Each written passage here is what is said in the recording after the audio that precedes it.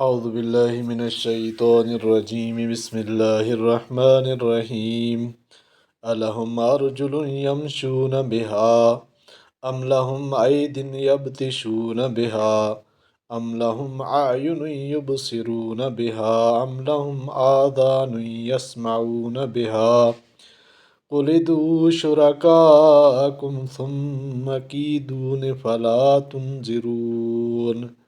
کیا ان کے پاؤں ہیں جن سے چلتے ہیں، یا ان کے ہاتھ ہیں جن سے پکڑتے ہیں، یا ان کے آنکھیں ہیں جن سے دیکھتے ہیں، یا ان کے کان ہیں جن سے سنتے ہیں؟ تو کہہ دے کہ پکارو اپنے شریکوں کو، پھر برائی کرو میرے حق میں اور مجھ کو ڈھیل نہ دو۔ اس سے پہلے والی آیت میں بھی اللہ تبارک و تعالیٰ نے فرمایا ان الذین تدعون من دون اللہ عباد امثالکم، جن کو تم پکارتے ہو اللہ کے سوا وہ بندے ہیں تم جیسے۔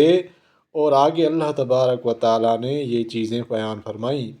اس کے بعد والی آیت میں فرمایا ان ولی اللہ الذی نزل الکتاب وهو یتولی الصالحین، میرا حمایتی تو اللہ ہے جس نے اتاری کتاب اور وہی حمایت کرتا ہے نیک بندوں کی۔ ان ولی اللہ، ان ولی اللہ، یہاں ولی کے معنی محافظ و مددگار کے ہیں، اور کتاب سے مراد قرآن اور صالحین سے مراد بقول ابن عباس وہ لوگ ہیں جو اللہ کے ساتھ کسی کو برابر نہ کریں۔ اس میں انبیاء علیہم السلام سے لے کر عام نیک مسلمانوں تک سب داخل ہیں، اور معنی آیت کے یہ ہیں کہ مجھے تمہاری مخالفت کی اس لیے پرواہ نہیں کہ میرا محافظ و مددگار اللہ تعالیٰ ہے جس نے مجھ پر قرآن نازل کیا ہے۔ یہاں اللہ تعالیٰ کی سب صفات میں سے قرآن نازل کرنے کو خصوصیت سے اس لیے ذکر کیا کہ تم جو میری عداوت و مخالفت پر جمے ہو اس کی وجہ قرآن کی تعلیم و دعوت ہے جو میں تمہیں دیتا ہوں، تو جس نے مجھ پر یہ قرآن نازل کیا ہے وہی میرا مددگار و محافظ ہے، اس لیے مجھے کیوں فکر ہو۔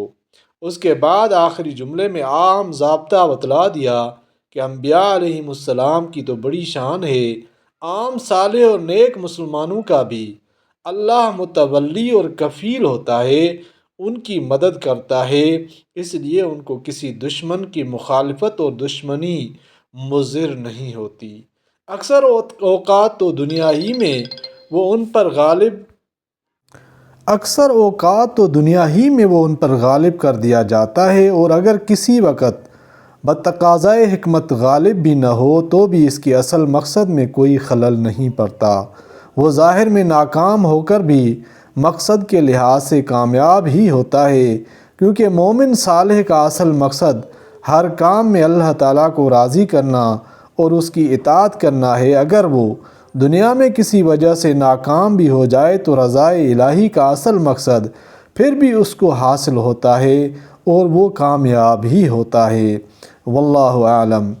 والذین تدعون من دونہ لا یستطیعون نصرکم ولا انفسہم ینصرون، اور جن کو تم پکارتے ہو اس کے سوا وہ نہیں کر سکتے تمہاری مدد اور نہ اپنی جان بچا سکیں۔ وَإِن تَدْعُوهُمْ إِلَى الْهُدَىٰ لَا يَسْمَعُوا وَتَرَاهُمْ يَنْظُرُونَ إِلَيْكَ وَهُمْ لَا يُبْصِرُونَ، اور اگر تم ان کو پکارو رستے کی طرف تو کچھ نہ سنیں، اور تو دیکھتا ہے ان کو کہ تک رہے ہیں تیری طرف اور وہ کچھ نہیں دیکھتے۔ تو اللہ تعالیٰ قرآن پاک کو سمجھنے اور عمل کرنے کی توفیق عطا فرمائے۔ یہ غیر اللہ کی خامیاں اللہ تبارک و تعالیٰ نے بیان فرمائی ہیں تاکہ جو لوگ ہیں وہ ہدایت حاصل کریں اور گمراہی سے بچیں۔ اللہ تبارک و تعالیٰ عمل کرنے کی توفیق عطا فرمائے۔ آمین یا رب العالمین۔